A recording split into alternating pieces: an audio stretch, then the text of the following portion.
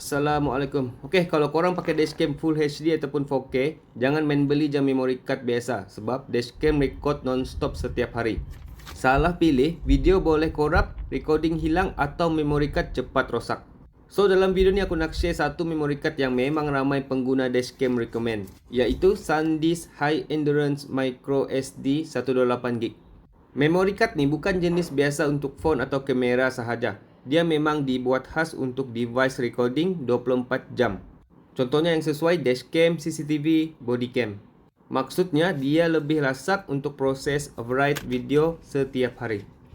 Yang bestnya, model 128GB ni dia support recording Full HD dan juga 4K. Jadi, kalau dashcam korang record high bitrate, memory card ni masih boleh handle dengan stabil. Kelajuan dia pun laju guys. Jadi playback video lebih smooth dan transfer file pun cepat. Okey, ramai yang tak tahu juga, dashcam sentiasa tulis dan delete video lama. Erti kata lain, overwrite lah. Sebab tu memory card biasa cepat kong kalau pakai lama. Tapi high endurance ni dia memang dibuat untuk tahan recording berterusan. Jadi lebih sesuai untuk kereta yang selalu jalan jauh ataupun parking lama. So, untuk 128GB ni memang ngam untuk korang record Full HD ataupun 4K dengan storage yang lebih panjang. Tak perlulah asyik format memory card sangat.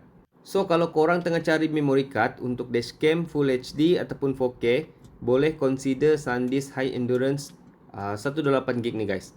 Korang boleh cek link yang aku tag di bawah ataupun dekat description.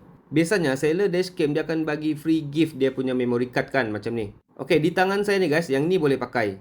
Tapi kalau kamu beli ada lagi dashcam yang lebih budget, jadi dia akan bagi juga memory card yang lebih budget. Maksud dia memory card tu dia kurang sesuai untuk dipakai jangka masa lama. Sebab itulah kita diberi pilihan sama ada mau menggunakan memory card yang dibagi free ataupun kita beli terus yang jenis high endurance ni guys.